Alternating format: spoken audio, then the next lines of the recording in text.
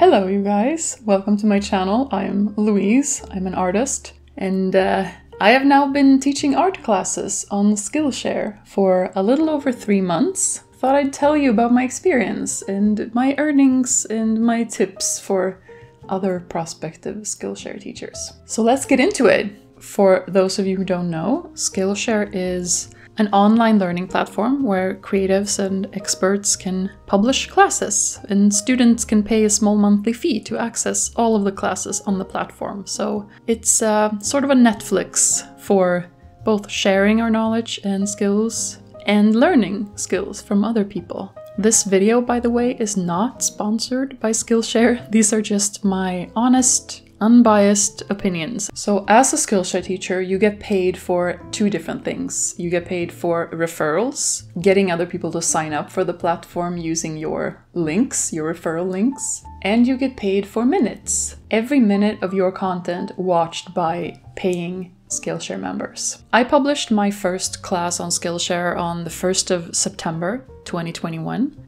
And I published my second class in late November. So I have 2 total classes published at the time of this recording. When I published my first class, I had only around 300 or so followers on Instagram and like 35 YouTube subscribers, so I was a tiny speck of dust on the internet. Not much of an audience to market to. Still, I managed to get 1 referral from my first class when I launched it. And when I launched my second class, I got 3. Skillshare pays me $10 for every person who signs up for a Skillshare account using my link. And that is true whether or not they choose to become paying members, so it's very generous actually. I then quit Instagram in October, so I haven't had any help from Instagram when I released my second class. The only type of promotion that I did then was to make like a YouTube video teaser with just a little bite size of the content and like the intro of my class. The vast majority of the results that I'm showing you here are just from within the Skillshare platform itself, and very little effort. Like I have basically just put up my classes, made a YouTube video about them, and then let it be. No hustling at all. No flyers out on the town or anything like that. People have just found my classes through browse and search features, which is glorious. Any kind of organic reach and growth is really hard to come by these days, so I'm kind of shocked by that actually. So what has happened since I published that first class in the beginning of September? Let's look at my stats. We are currently looking at my teacher stats on the Skillshare platform, and I'm recording this on the 2nd of December 2021. And if we scroll down here, we can see my previous 2 months on the platform.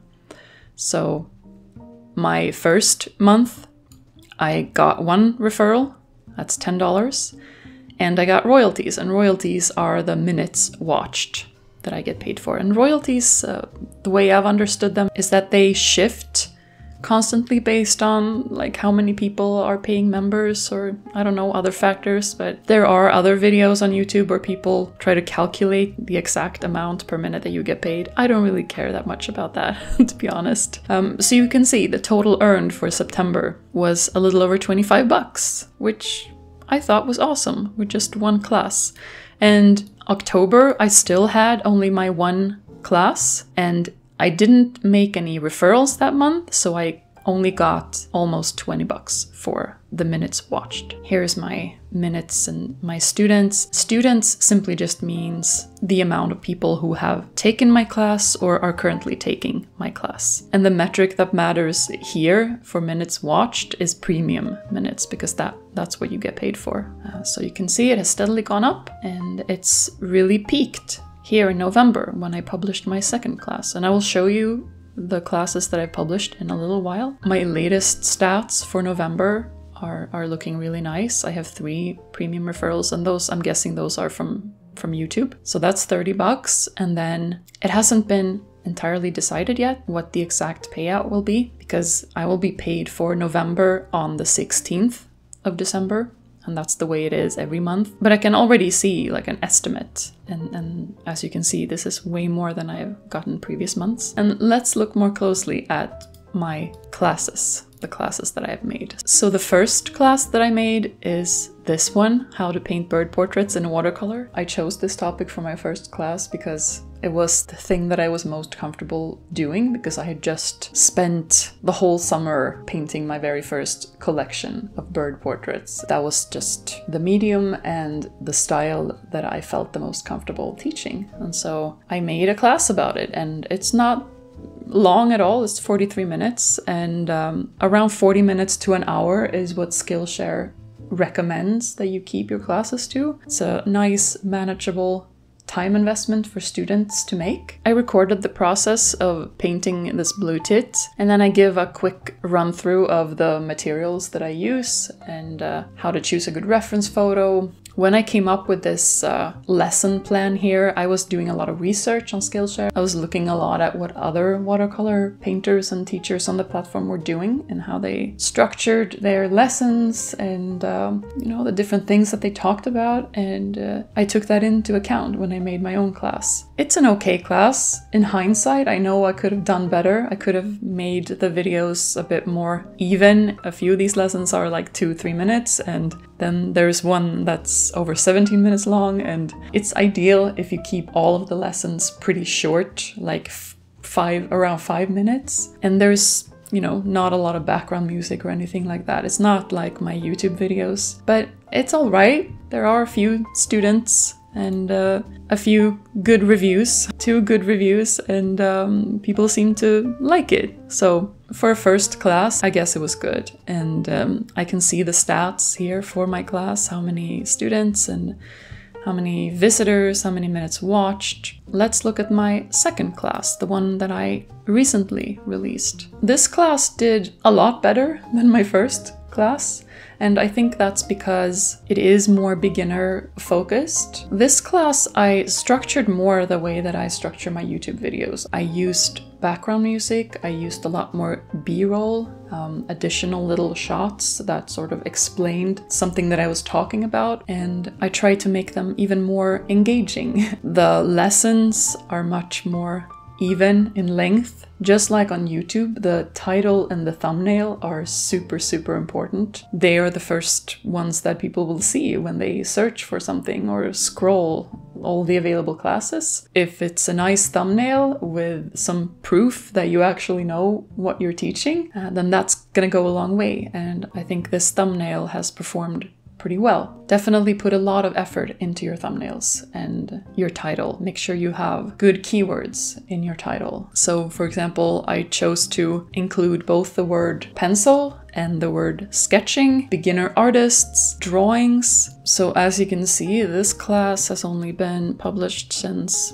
the 19th, and it already has more students than my first class. And so I was very happy about that. I've actually been very ambivalent about Skillshare up until the release of my second class. Before that, I wasn't really sure that it was working or that it was worth it. I kept changing my mind as to what my next class should be, and I didn't really feel excited about it. You know, it's pretty crowded at Skillshare. There are a lot of teachers and lots of classes in varying levels of quality. I felt kind of exhausted and demotivated by all of the other content that's on Skillshare, and that always tends to stress me out. I'm a bit sensitive to that, you know, feeling like I have to compete for attention. But eventually I decided to give Skillshare a real shot, to just put up a few more classes and see what would happen. A lot of art YouTubers have said this, and I can confirm it looking at my own stats, that these types of longer and more in-depth tutorials, they don't really perform as well on YouTube. Not anymore. Not on average. I mean, of course, there are people out there who are interested and who are gonna watch a tutorial all the way through, but not enough people watch enough of them to justify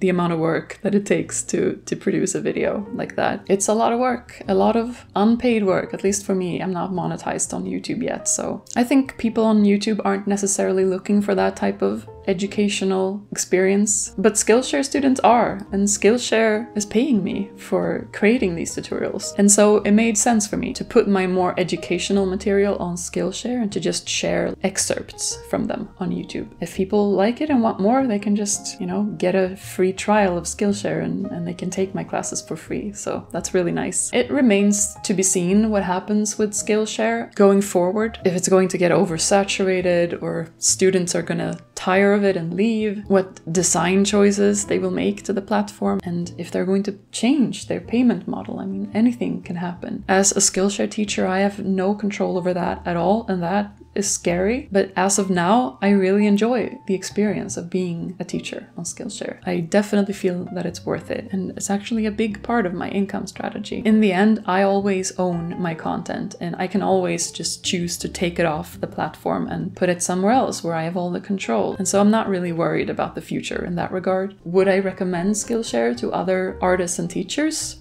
Yes, definitely. If you have a certain skill that you want to teach other people, and if you either have the equipment and the skills to make good quality videos, or you are willing to learn how to make engaging videos. My tips for you if you want to get started as a Skillshare teacher is to start by just getting a Skillshare account and start taking lots of classes. See what other people are doing. Follow other teachers within your medium and your niche. And also read the Skillshare blog and read their teacher's handbook. They have a really good manual for teachers with everything you need to think of and also like the rules you need to follow. Do some searches for your particular skills or subjects or interests and see what's out there, see what's popular. You can always, scroll Skillshare and see how many students a particular class has and the reviews of that class, and that's really helpful. But also don't feel limited to do what everyone else is doing. Do your own thing. Try to put yourself in your ideal student's shoes